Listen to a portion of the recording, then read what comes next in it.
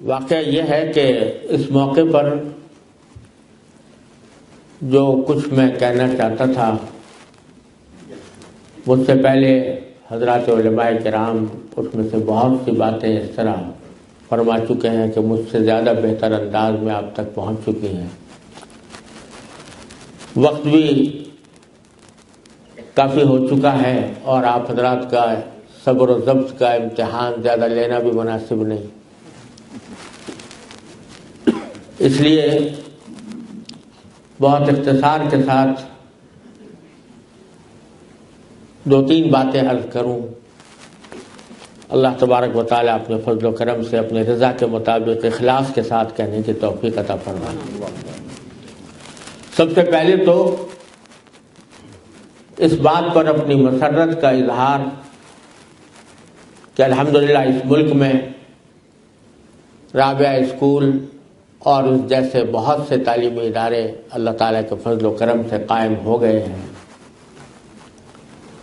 میں سب سے پہلے سن 1978 میں اس ملک میں آیا تھا اور اس وقت کی جو فضا نظر آئی تھی اس میں اپنی پہلی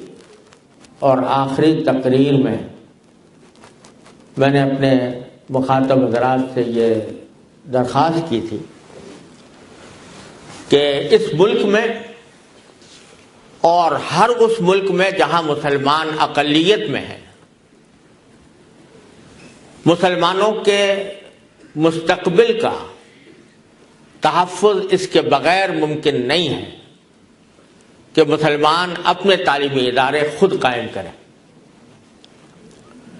بہت سے ملکوں کے اندر سنڈے اسکول ہوتے تھے کہ اتوار کے دن بچے آ کر وہاں کچھ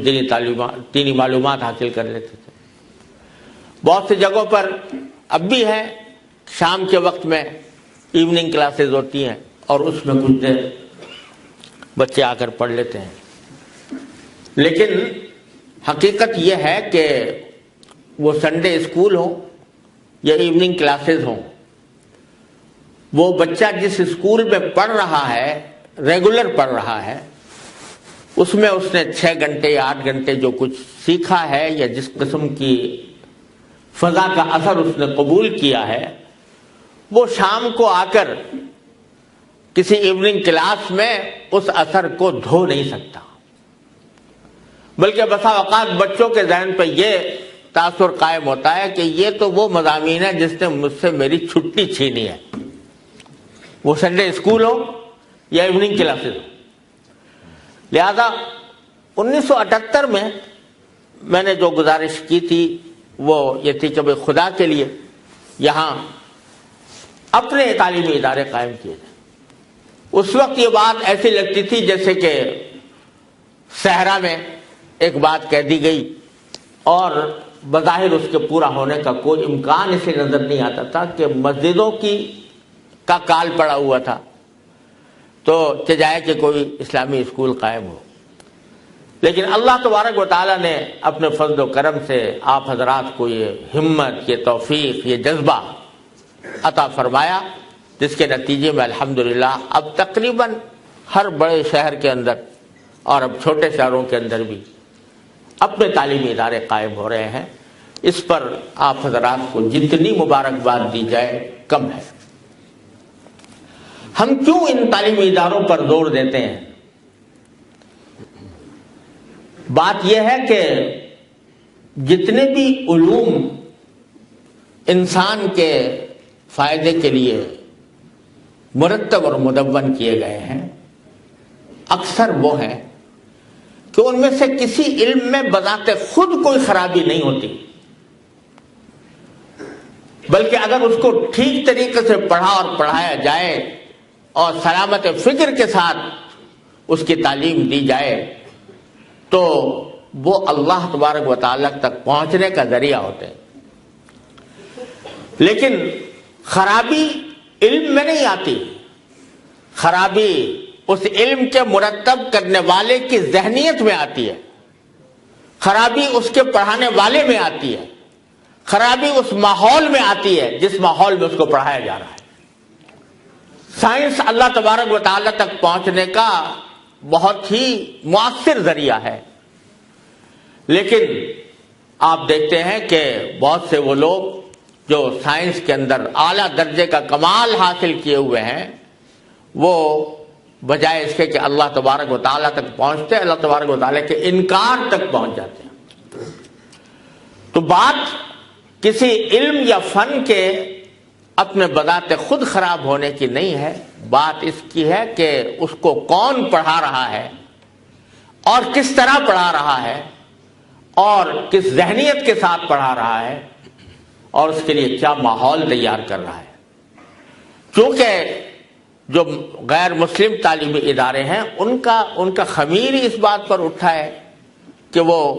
مادہ پرستی کے ماحول کے اندر وہ علوم پڑھائے جاتے ہیں اور اسی ماحول کے اندر بچے کی نشو و نما ہوتی ہے، اس لیے اس سے بچہ جب نکلتا ہے تو وہ دین بیزار ہوتا ہے۔ ہم جو اس بات پر زور دیتے ہیں کہ مسلمانوں کے اپنے اسلامی ادارے ہوں، اس کی وجہ یہ ہے کہ وہی علوم اگر صحیح ذہنیت کے ساتھ، صحیح جذبے کے ساتھ پڑھائے جائیں تو وہ اللہ تک انسان کو پہنچانے والے ہوتے ہیں۔ بات یہ ہے کہ علم حقیقت میں وہ علم ہے جو انسان کو اپنی زندگی کے مقصد سے روشناس کرائے۔ جو علم انسان کو یہ نہ بتا سکے کہ وہ دنیا میں کیوں آیا، اس کی زندگی کا مقصد کیا ہے، کہاں اسے جانا ہے اور اس کو اس دنیا کے اندر کس طرح زندگی گزارنی ہے، وہ علم نہیں، وہ جہل ہے۔ اللہ تبارک و تعالیٰ نے ہمیں جو سب سے بڑی اہم چیز عطا فرمائی وہ یہ کہ ہمیں اپنی زندگی کا مقصد بتایا۔ آپ دیکھتے ہیں کہ صدیوں سے یہ نظام چلا آ رہا ہے کہ انسان پیدا ہوتا ہے،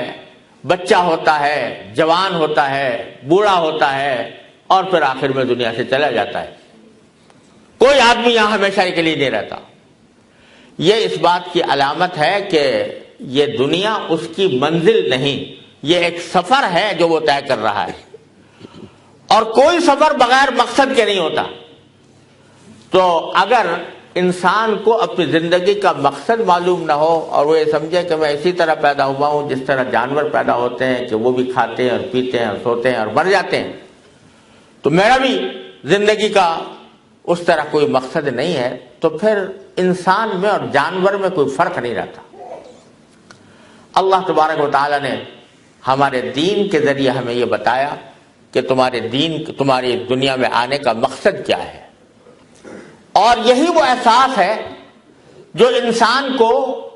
جرائم سے، ظلم و ستم سے، حق تلفیوں سے انسان کو بچاتا ہے۔ آپ آج کی دنیا کے فلسفوں کا مطالعہ کریں تو لوگ اس پر بحث کرتے ہیں کہ دنیا میں جرائم کیوں ہوتے ہیں، حق تلفیاں کیوں ہوتی ہیں۔ کوئی کہتا ہے کہ اس کا سبب فقر و افلاس، کوئی کہتا ہے کہ تعلیم کی کمی، مختلف اسباب اس کے بیان کیے جاتے ہیں۔ لیکن اگر فقر و افلاس سبب ہو تو جہاں انسان کی دولت کا کوئی شمار نہیں ہے وہاں پر وہ جرائم ختم ہو جانے چاہیے۔ لیکن یہ آپ دیکھتے ہیں کہ جن ممالک کے اندر دولت کی ریل پیل ہے وہاں جرائم سب سے زیادہ ہے۔ اگر محض تعلیم کی کمی مقصد ہو تو جہاں تعلیم میں 100% تعلیمی شرح موجود ہے جن ممالک میں، وہاں جرائم ختم ہونے چاہیے، لیکن نہیں ختم ہوتے۔ تو جرائم کو ختم کرنے کا واحد راستہ یہ ہے کہ انسان کے دل میں یہ احساس پیدا ہو کہ میں کیوں اس دنیا میں آیا ہوں اور کس نے مجھے بھیجا ہے، اور مجھے اس کے بعد جا کر اپنی زندگی کا کہ ایک ایک عمل کا جواب دینا ہے۔ جب تک یہ علم حاصل نہ ہو اس وقت تک انسان کے دل میں ذمہ داری کا احساس پیدا نہیں ہوتا، وہ ایک اچھا انسان بننے کی پوزیشن میں نہیں ہوتا۔ تو مولانا رومی رحمۃ اللہ علیہ نے فرمایا مثنوی میں کہ جان جملہ علم ہا اینست این، जाने जुमला इल्म हा ईनस्तुई के बेदानी मन के अंदर यौम दीन, कि सारे इल्म की जान ये है कि तुम्हें यह पता चले कि जब अल्लाह तबारक व तआला के सामने पेश होगे तो तुम्हारा क्या हाल होगा, मैं किस शुमार कितार में हूंगा जब अल्लाह ताला के सामने पेश होऊंगा। ये चीज है जो ये इल्म सबसे बड़ा इल्म है। और अगर ये नहीं तो आदमी चाहे साइंसदान बन जाए, चाहे इंजीनियर बन जाए, चाहे डॉक्टर बन जाए, चाहे आलिम बन जाए, लेकिन अगर उसके दिल में आखिरत की फिक्र नहीं, अल्लाह तबारक व तआला के सामने जवाबदेही का एहसास नहीं, तो वो सारे इल्म जहल, वो इल्म जहल है जो दिखाए न राह दोस्त, वो मदरसा वबाल जहां याद हक न हो। अल्लाह तबारक व तआला ने हमें जो दीन अता फरमाया उसमें ये फरमाया कि तुम्हारी दुनिया भी वो दीन बन सकती है, तुम्हारी सारी दुनिया दीन है। दीन तक पहुंचने का जीना यही दुनिया है। और इस दुनिया के अंदर हमको ये सिखाया कि दुआ ये मांगो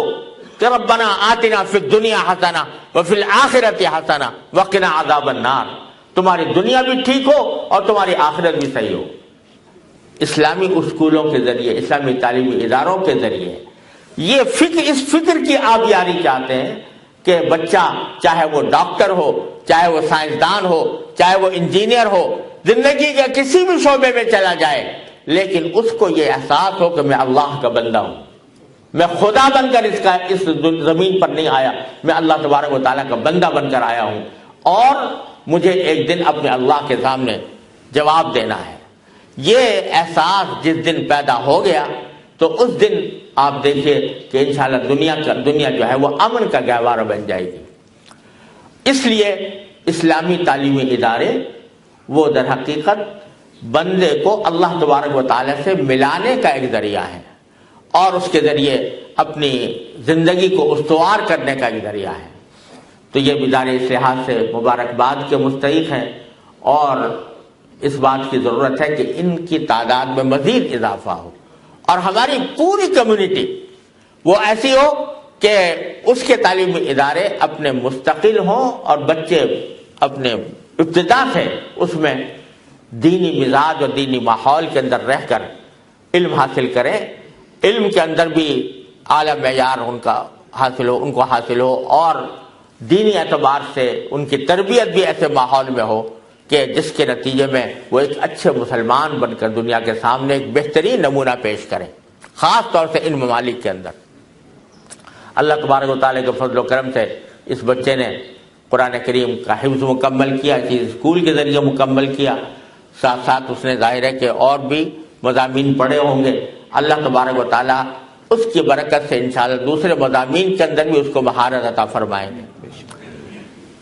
लेकिन दूसरी बात जो मैं जिसकी तरफ मुतवज्जे करना चाहता हूं वो ये कि इल्म महज तालीमी इदारे के जरिए हासिल होने से